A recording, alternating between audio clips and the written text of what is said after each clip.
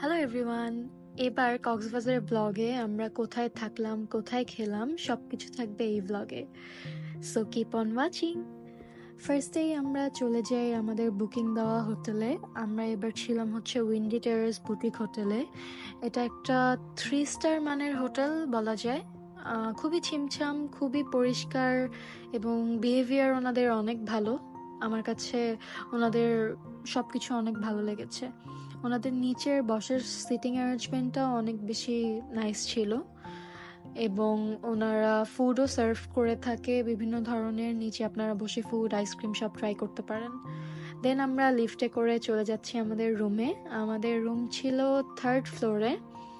এটা হচ্ছে আমাদের রুমে এন্টার করতেই বিশাল একটা সুন্দর রুম দেখতে পাওয়া যায়। এখানে ব্যাগ রাখার জায়গা, দেন আমাদের এখানে কাবার্ড দেওয়া। কাবার্ডে আপনারা আপনাদের কাপড় এবং জরুরি যত জিনিসপত্র সবকিছু রাখতে পারেন।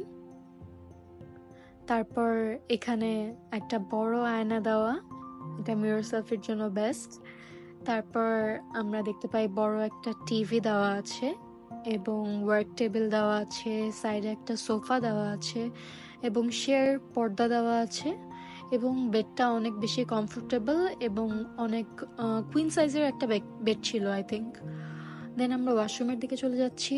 ওয়াশরুমটা অনেক বেশি নিট অ্যান্ড ক্লিন ছিল এবং আমার কাছে ওয়াশরুম অনেক বেশি ইম্পর্ট্যান্ট। কোনো হোটেল বা রিসর্টে গেলে আমার কাছে ওয়াশরুমটা অনেক বেশি ভালো লেগেছে। দেন এখানে টি অ্যান্ড কফি স্টেশনে দেওয়া ছিল, ওয়ার্ক স্টেশন দেওয়া ছিল। তারপর আমরা চলে যাই দুপুরের লাঞ্চ করতে পালঙ্কিতে। পালঙ্কি এখন হচ্ছে কলাতলিতেই ওপেন করেছে ওদের নিউ ব্রাঞ্চটা এবং ওদের ইন্টেরিয়ার অ্যামেজিং এক কথায় বলতে গেলে। আমার কাছে ওদের ইন্টেরিয়ারটা অনেক বেশি অ্যাস্থেটিক লেগেছে এবং ওদের খাবার তো সবাই জানেই, ওদের খাবার অনেক বেশি মজা।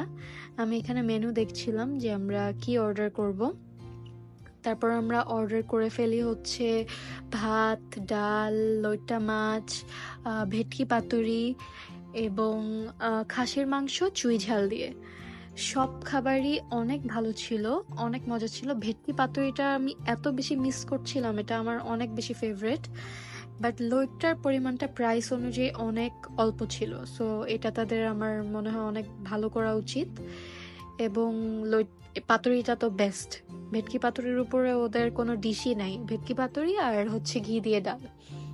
তারপর আমরা বিল দিয়ে রুমে চলে যাই এবং রুমে যেয়ে রেস্ট করি। দেন সন্ধ্যায় আমরা আমাদের হোটেলের রুফটপে চলে যাই। রুফটপে যেয়ে আমরা একটু বসি। অনেক বেশি বাতাস ছিল, অনেক বেশি আমার কাছে মানে অনেক স্নিগ্ধ লাগছিল বাতাসটা।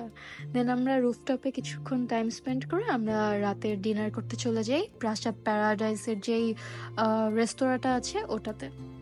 ওদের সি ফুড সবসময় 1 নম্বরে আছে। ওদের সি ফুড অনেক বেশি মজা। আমরা ওদের ওখান থেকে কোরাল, একটা হোল রেড স্নাইপার যে কোরালটা সেটা নিয়ে নেই।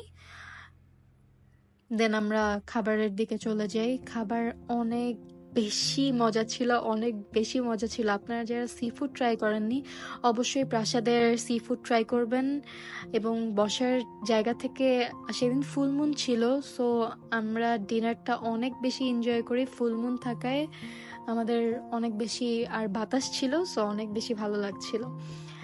দেন আমরা ওয়েট করার পর আমরা মেবি আধা ঘন্টার উপরে ওয়েট করে আমাদের ফুড চলে আসে। ওদের যে গ্রিন সসটা দেয়, ও মাই গড, এত বেশি মজা, এত বেশি মজা। আমরা ফুল একটা ফিশ নেই, পরাটা এবং ফ্রাইড রাইস নেই এবং এটা মানে অনেক বেশি মজা ছিল, অনেক বেশি স্ক্রাম্পিয়াস ছিল, অনেক মজা ছিল। যারা কক্সবাজার আসবেন অবশ্যই প্রাসাদের সি ফুড ট্রাই করতেই হবে আপনাদেরকে। দেন আমরা কলাতলির দিকে চলে যাই। ওদের সি ফুড দেখছিলাম বাট ফ্রেশ ছিল না। তারপর আমরা বিচে বসি এবং রাতের চাঁদটা এনজয় করতে থাকি, সমুদ্রটা এনজয় করি। আমাদের অনেক বেশি ভালো লাগছিল কারণ ওয়েদারটা অনেক ভালো ছিল, প্লাস আকাশের চাঁদের জন্য আরো বেশি সবকিছু সুন্দর লাগছিল। দেন এই পিচ্চিটা গান শুরু করে, আপনারা ওর গান শুনেন এখন।